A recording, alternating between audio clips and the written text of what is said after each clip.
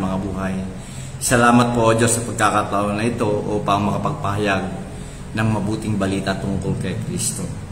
Salamat, O Diyos, sa presence. Welcome your presence, Jesus, and we welcome your presence, Holy Spirit. Ang lagi ko pong dalangin, Panginoon, ay pagkaloob mo patuloy sa bawat sa amin ang espiritu ng karunungan at kapahayagan na makilala ka pa namin ng lubusan sa aming mga buhay. Patuloy, O Diyos, na magliwanag ang aming mga pangunawa upang malaman namin ang pag-asa ng pagkatawag mo sa bawat sa amin. Malaman namin, Panginoon, ang napakagandang plano mo sa aming mga buhay. At gayon din naman maranasan namin, O Diyos, at makita namin ang lahat ng yaman na inihanda mo para sa amin na mga pinili mo at maranasan din namin ang kapangyarihan mo. Ang kapangyarihan ng Banal na Espiritu na nananahan sa bawat isa sa amin. Panginoon, Ikaw lamang maluluwalhati at ang pangalan lamang ng Panginoong Hesus ang siyang may tataas at ang dakilang Banal na Espiritu ang aming magiging guro ngayong hapon na ito. Ito po ang aming dalangin sa makapangyarihang pangalan ni Hesus. Amen and amen. Praise God. Hallelujah. Glory to God. Alam po ninyo, sa mga panahon ngayon, ang pinag-aaralan po natin dito ay yung kapangyarihan, yung authority of the believer, yung kapangyarihan na pinagkaloob sa atin ng Panginoong Diyos sa pamamagitan po ng ating pananampalataya kay Kristo Jesus. At tunay po na mabuti ang Diyos sapagkat hindi umalis ang Panginoong Jesus dito nang hindi niya tayo binigyan ng kapangyarihan upang tayo ay maghari at maging tagapamahala sa mundong ito. At ang pinag-uusapan po natin dito ay lagi, mga nakaraan, ay patungkol po sa sinasabi natin na mayroong espiritual na labanan. Sapagkat ang sabi po ng salita ng Diyos, kung babalikan po natin sa mga taga-Epeso, ang sabi po niya sa Ephesians chapter 6 verse 10, sabi ni St. Paul, sabi po niya, at bilang pangwakas, magpakatatag kayo sa Panginoon sa pamamagitan ng dakilan niyang kapangyarihan. Sinasabi po niya rito, sa Panginoon tayo maging matatag. Hallelujah. Doon tayo kumuha ng lakas natin.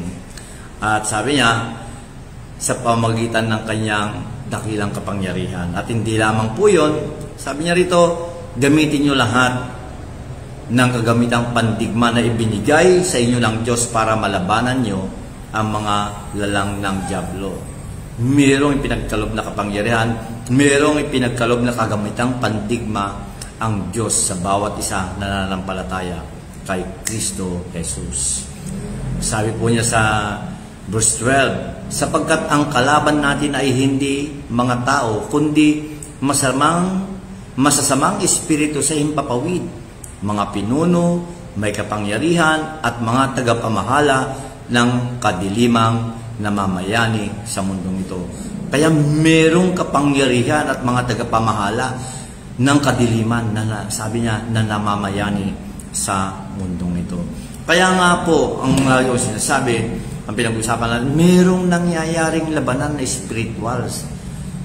Saan? Araw-araw sa buhay ng isang tao, sa lipunan at sa mundo. Yun po ang nangyayari ngayon. Kahit hindi po natin alam yan, mayroong nangyayari na spiritual na labanan sa buhay ng tao, sa lipunan at sa mundong ito. At alam po ba ninyo, napakabuti pa ng Diyos sapagkat ang Diyos mismo siyang gumagawa ng paraan upang sa gayon ay hikayatin tayo, upang hilain tayo papalapit sa Kanya at sa Kanyang katwiran. Yan. Yun ang ginagawa ng Diyos sa atin. At hindi lamang po yun. Ginagawa niya ang paraan, hinikayat po niya tayo upang ma-impluwensyahan tayo na na mamuhay ng tuloy-tuloy o hindi nagbabago, nakasama po siya upang sa gayon ang mga pagpapala niya ay mahayag sa ating mga buhay. Pero rin po ba na at the same time, ang dyablo naman po ay laging nandyan na hinihila naman tayo upang nakawin naman. Ilayo ang ating puso sa Diyos. At sa labanan na ito, pakatandaan po natin, ang ginagawa ng dyablo, yung labanan na ito ng kaharian ng Diyos at kaharian ng dyablo. Alam po ninyo, ang ginagawa ng dyablo sa buhay ng tao, ibinubuhos niya ang lahat ng kasamaan, mga basura o yung korupsyon na pwede niyang ibuhos sa ating mga buhay. Marami po sa atin, marami sa mga Kristiyano na hindi nalalaman ang mga bagay nito, na merong matinding labanan na nangyayari saan? Sa paligid po natin at kahit sa buhay po natin araw-araw. At minsan po hindi natin alam kung ano yung spiritual na kahalagahan ng mga bagay na pinipili natin, yung kahalagahan ng spiritual na kahalagahan ng mga salita na lumalabas sa ating mga bibig, at hindi lamang yon, yung kahalagahan ng mga aksyon na ginagawa natin sa buhay na to. Marami pong ignorante o inosente, ignorante sa mga bagay nito, at hindi nila nalalaman kung paano nila nadideterminaan po kung ito man ay sila ay nagpapasakop sa Diyos at ang kapangyarihan ng Diyos o yung pagpapala ng Diyos ay naibubuhos sa ating mga buhay, o sila ay nagpapasakop na sa dyablo at binubuhos niya naman ang kasalanan at kamatayan sa buhay ng tao. Ay mahalaga po ang mga bagay ito na pinag-aaralan po natin. Kaya kailangan maging malinaw tayo, kailangan magkaroon tayo ng kaalaman, kaunawaan na merong espiritual na labanan na nangyayari sa buhay ng bawat tao at sa lipunan natin at sa mundong ito. Pero napakahalaga na makita natin, malaman natin yung ginagawa po natin, yung aksyon ba natin, yung mga salita po ba natin, ay ito ba ang nagbibigay ng ito ba ay nagbibigay ng kapangyarihan upang sa gayon, o ito ba ay nagiging daan upang sa gayon ang pagpapalat kapangyarihan ng Diyos ay mahayag sa ating mga buhay o makita sa ating mga buhay, o yung kagagawan ng dyablo ang siyang makita at mangyari sa ating mga buhay. Mahalaga po, napakahalaga na maunawaan ng bawat tao, ng bawat Kristiyano na merong labanan na nangyayari. At alam po ninyo, ang sabi ng salita ng Diyos sa mga taga-Roma, ito po ay sinulat ni Apostol Pablo sa mga taga-Roma sa Romans chapter 6 verse 16. Ito po ang kanyang pagkakasabi. Hindi nyo ba alam na alipin tayo ng anumang sinusunod natin? Kung sino raw ang sinusunod natin, nagiging alipin tayo nito. Kasi kung sinusunod natin siya yung hari natin, siya yung pinagsisilbihan natin. Kaya sabi niya rito, hindi niyo ba alam na alipin tayo ng anumang sinusunod natin? Kaya kung sinusunod natin ang kasalanan, sabi niya, alipin tayo ng kasalanan. At ang dulot nito, o ang dulot ng kasalanan ay kamatayan. Pero kung sumusunod tayo sa Diyos, mga alipin tayo ng Diyos, at ang dulot nito ay katwiran. Kaya ito ang kailangan natin makita. Ito ang kailangan nating maunawaan. Ang tanong sino ang kumokontrol sa buhay natin? Alam po ninyo, magpasakop tayo sa Diyos, kukontrolin tayo ng Diyos. Magpasakop tayo sa dyablo, ang dyablo ang kukontrol sa atin. At alam niyo po ba na hindi tayo kayang kontrolin ng dyablo labas sa kalooban natin? Kung ayaw po natin, hindi tayo pwedeng makontrol ng dyablo. Pero kung papayagan natin, makokontrol tayo ng dyablo. Pero bakit nangyayari na makontrol ng dyablo ang tao? Alam niyo po ba?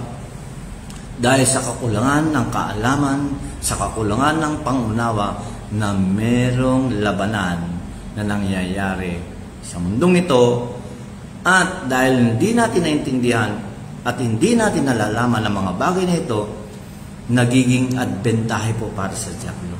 Advantage po para sa kanya yung hindi natin alam. Yung talagang inosente tayo, ignorante tayo sa mga bagay na ito. Hindi natin alam na meron talagang nangyayari sa spiritual na mundo na labanan.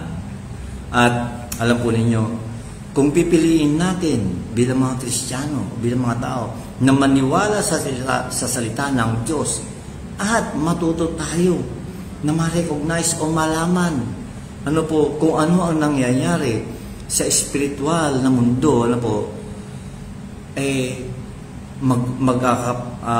dito ka makakapag-umpisa at makakagawa ng mga hakbang, tamang mga hakbang upang mapabuti ang sitwasyon mo sa iyong buhay. Pwede ka po makipag-cooperate sa Diyos upang sa gayon ay mahayag ang kanyang kapangyarihan at ang kanyang pagpapala sa buhay po natin. Ang sabi po ng salita ng Diyos sa James, sa Santiago, basahin ko po para sa inyo, sapagkat napakahalaga po na maunawaan natin na meron talagang laban na nangyayari sa buhay ng bawat tao sa mundong ito. Hindi lamang po sa buhay ng tao, sa lipunan at sa kabuuan ng mundong ito. Ang sabi po niya sa James 4:7, sabi po niya rito, sabi ni James, sabi niya, kaya magpasakop kayo sa Diyos.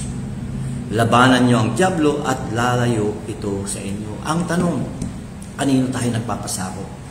Tayo ba ay nagpapasakop sa Diyos o nagpapasakop tayo sa diablo? Ang sabi ni Santiago sa atin ni James, ano niya, na siya isang pastor, ano niya, submit yourselves therefore to God. Magpasakop kayo sa Diyos. At sabi niya, resist the devil, labanan niyo ang diablo at lalayuan kayo nito. Hanggat hindi tayo nagpapasakop sa Diyos at hanggat hindi natin linalabanan ang diablo po ay hindi lalayo sa atin. Kailanman, hindi lalayo ang diablo hanggat hindi natin ito lalabanan. Yung pagsasawalang kibo po natin, at yung kakulangan ng ating paglaban ay hindi ibig sabihin na walang nangyayaring labanan, dahil kung minsan sabi natin, hindi naman natin nararamdaman. Pero yung bagay nito, yung pagsasawalang kibo natin, hindi yung paggawa natin, yung tinatawag dito, hindi tayo gumagawa ng hakbang upang labanan ang hindi mabuting nangyayari sa ating buhay. Hindi ibig sabihin ay walang nangyayaring labanan. Pero ang ibig lamang pong sabihin, nananalo ang diablo sa buhay natin kapag tayo ay hindi nagpapasakop sa Diyos at hindi natin nilalabanan ang diablo. Sabi ng salita ng Diyos, labanan mo, sabi niya, labanan niyo ang diablo at lalayo ito sa inyo. Pwede. Minsan, ang mga tao, ang mga Kristiyano, sinasabi nilang, anong magagawa ko laban sa diablo? Meron kang magagawa. Ang sabi ng Panginoong Hesus, ang lahat ng kapangyarihan ay pinagkaloob sa akin. At ang kapangyarihan na ito ay pinagkakaloob ko naman sa inyo. Sabi niya, go therefore. Sabi niya, humayo kayo. Sabi niya, pinagkaloob sa atin ang kapangyarihan. Ang sabi nga ng Panginoong Hesus, kung babasahin po natin sa Acts, sa mga gawa, sabi niya, manatili kayo sa Jerusalem. Sabi niya, at ipagkakalob ko sa inyo, ipapadala ng aking Ama ang banal na Espiritu upang kayo ay magkaroon ng kapangyarihan. Ibinungus na po ng Diyos ang banal na Espiritu sa bawat mananampalataya ni Kristo Jesus. At ngayon, nasa atin ang banal na Espiritu. Ang sabi ni St. John, mas dakila ang nananahan sa akin kaysa sa nananahan sa mundong ito. Greater is He who lives in me than he that is in the world. Kaya, labanan po natin. Kaya po nating labanan ang bagay na ito.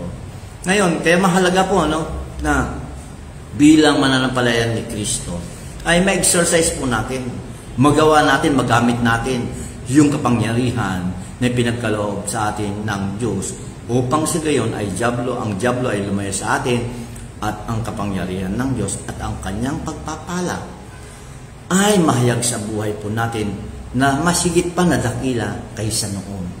Ayan. Gusto ng Diyos ay umunlad tayo sa mga bagay na ito. Pero ulitin ko po, kailangan alam natin na merong labanan na nangyayari sa espiritual na mundo, sa buhay ng tao, sa lipunan na ito, at sa mundong ito.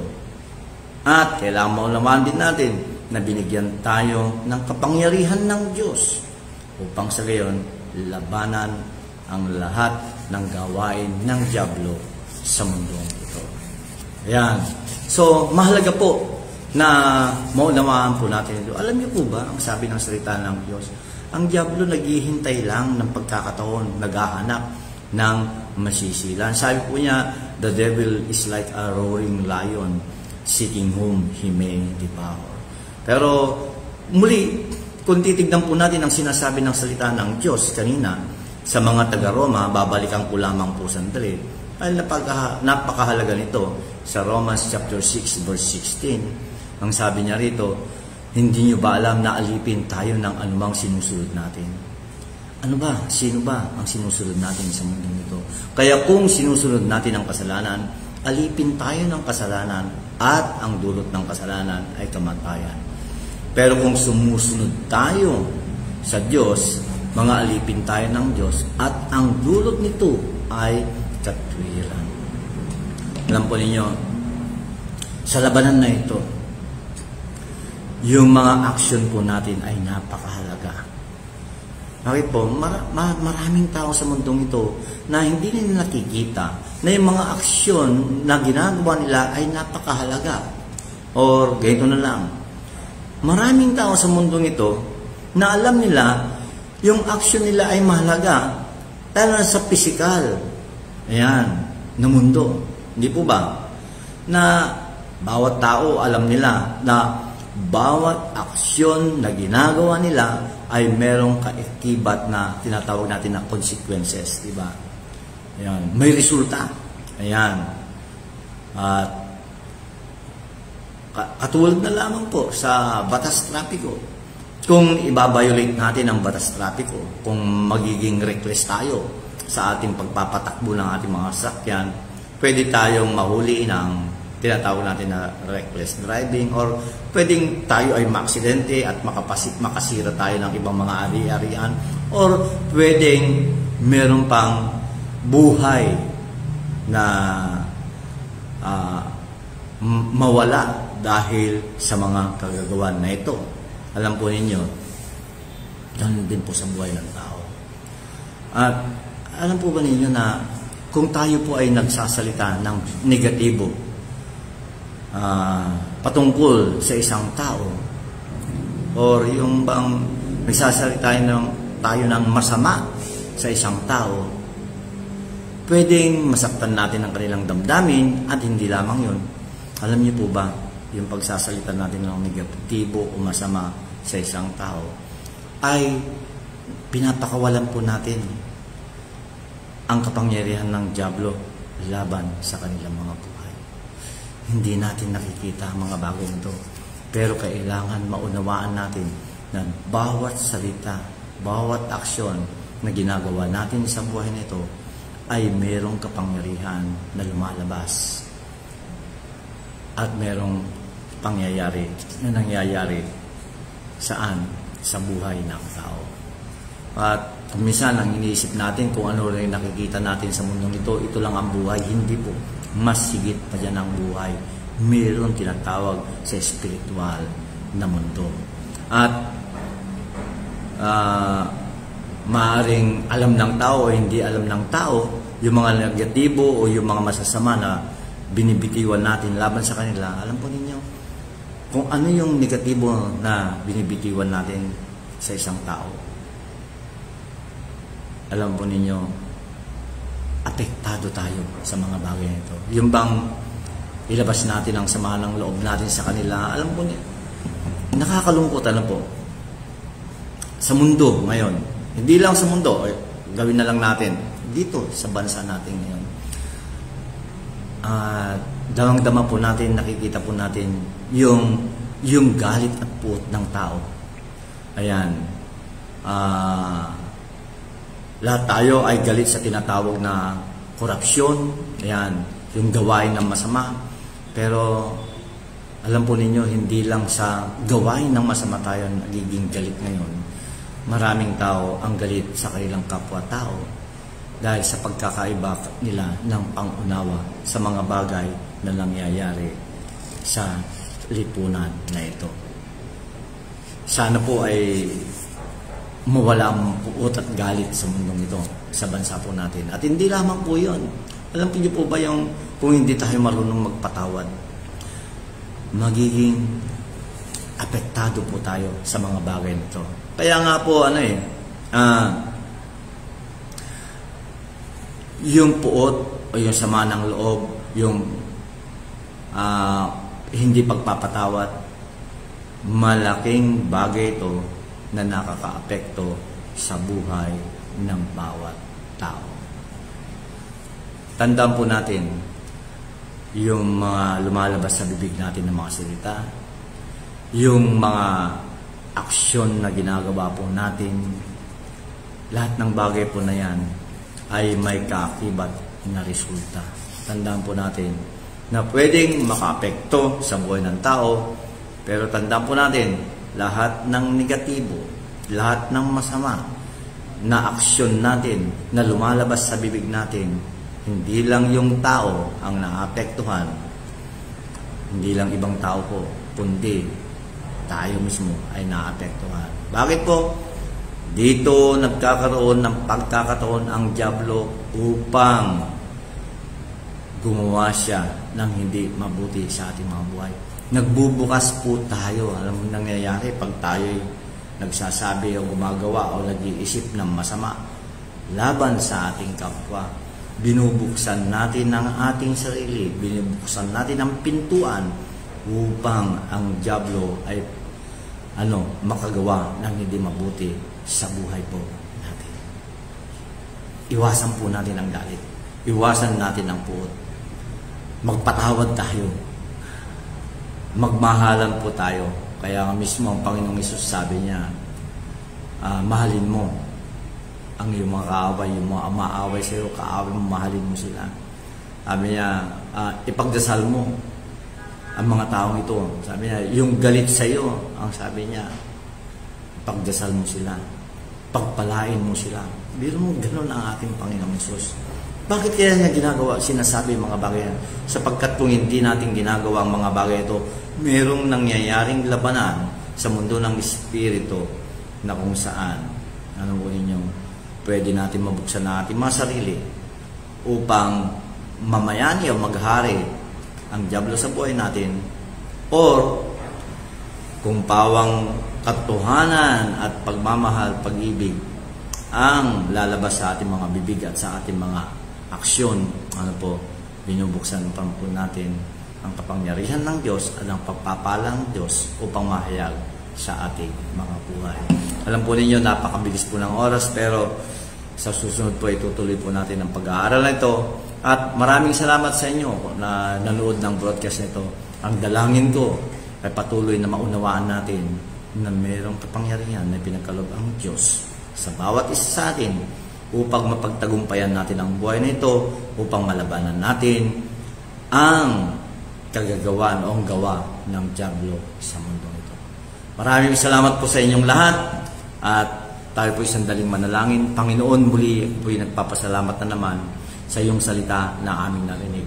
Sa mga sandaling ito, Panginoon, ay nilalabanan namin ang dyablo o yung kapangyarihan ng dyablo sa aming mga buhay. Lord, alam namin sa pamamagitan ng banal na dugo ng Panginoong Hesus, ang sabi mo sa iyong salita, that no weapon formed against us shall prosper. I plead the blood of Jesus over our lives. Sa lahat na nakikinig ng broadcast na ito, Panginoon, Ang dalangin ko, ang banal na dugo ng Panginoong Jesus ang siyang bumalot sa kanila.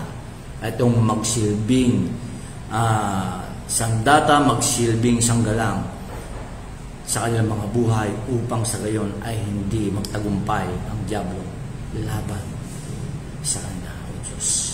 Maraming pong salamat. Patuloy ng pagpapala mo ay dumaloy sa aming mga buhay at magamit namin ang kapangyarihan na pinagkaloob mo sa bawat isa sa amin na nananampalataya sa aming Panginoon Jesus. Maraming pong salamat. Ito po ang aking dalangin sa makapangyarihang pangalan ni Jesus. Amen and amen. Maraming pong salamat sa iyong lahat. God bless you po.